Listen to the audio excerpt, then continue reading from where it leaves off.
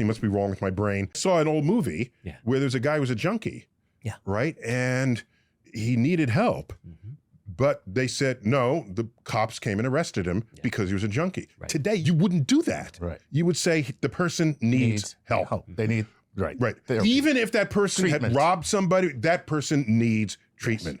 And the people who cannot shake whatever it is that afflicts them tells me that free will cannot be as free as we think it is. Do you remember the shooter in the University of Texas at Austin? I remember that one.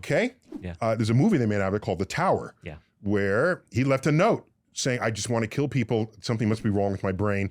Please, when I die, look into this. They looked, and there was a tumor putting pressure on a part of them. In fact, that's how we learn anything about how the brain works when you have situations like this. Person had the free will to write a note. He had the free will to write the note. So he did not have the will to resist shooting. But that's the line that you were talking about is a partial one. Why isn't that line always in motion as we learn more and more about how the mind works?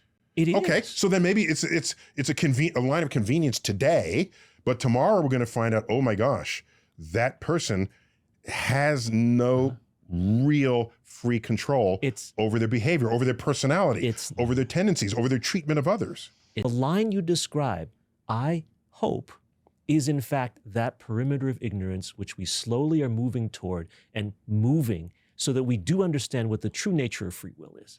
Most people are concerned not about the actions, but the consequences. So what they're thinking about is the punitive response to someone who does something wrong. And is a punitive response a deterrent for somebody doing something wrong or doing something wrong in the future? Especially if they don't have the free will.